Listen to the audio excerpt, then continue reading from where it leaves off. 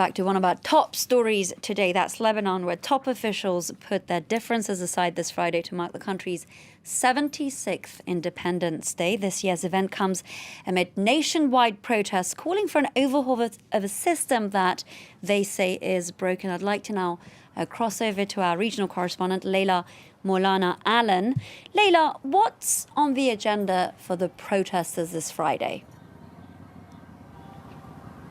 So they have got a great schedule planned today for the whole day. They started off badly with a setback this morning at about 6 a.m. The image of the rising fist, a statue that says revolution in Arabic on it, Thawra, which stands in the middle of Martyr Square and has become the symbol of the protest, was set alight by a group of young men on motorbikes and burnt to the ground. But protesters immediately saying, we will replace it and we'll replace it with something better, and they're going to do that at 5 p.m. today. Meanwhile, a schedule for the entire day planned, not just in Beirut, but across the country. Firstly, all morning, we've had different groups gathering. We've had lawyers, teachers, students, bakers, farmers, all sorts of people gathering in different areas across the city and marching down to the center of Beirut where the main protests are happening. Now, these are protests and their celebrations. They are celebratory protests because the idea today for Independence Day is that usually there would be a large army parade and everyone would stand there and cheer. Instead, what people said is we're going to have our own civil parade and we're going to cheer every group of Lebanese people and what they provide for the country. So people standing on the sidelines like they would when the army marches past, and instead cheering each of these groups as they march into the square. Lots of other events planned today. They're planning on baking a huge cake in the shape of a Lebanese flag.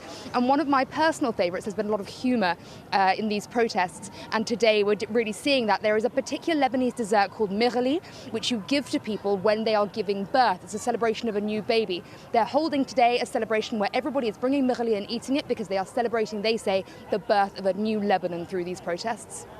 Leila, so no end in sight for this opposition movement amid these rather celebratory protests, as you put it. But moving away from that, we know that President Aoun addressed the nation yesterday on Thursday. Is there any movement towards actually forming a new government, something that some of the protesters have been calling for? Indeed, last night President Aoun spoke to the people again. He was much less inflammatory than the last time when he said that if people didn't like it, frankly, they should emigrate.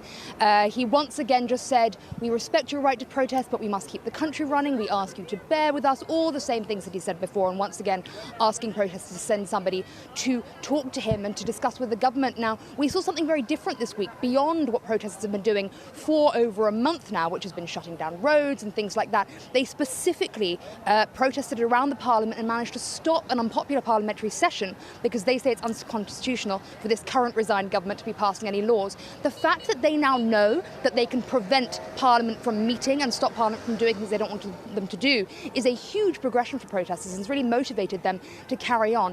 It's now been nearly a month since Prime Minister Saad Hariri resigned. We've had no move forward in terms of nominating a new Prime Minister, nominating a new cabinet, or a call for elections. And right now, Lebanon, quite aside from these protests, is sinking into a deeper and deeper economic crisis in which the banks are very often closed. There have been limits of $1,000 a week put on people removing money from their accounts. No foreign transfers are allowed. Trade is practically shut down, and so local businesses can't do any business because of the economy. People are really suffering. Their hours are being cut. They're losing their jobs. Something must be done. The country is in crisis. And people saying to the government, we need you to nominate a new government. It is your responsibility as parliamentarians to do this for us. Very little response from the government so far. Leila, Molana-Allen, they're reporting for us from the capital, Beirut.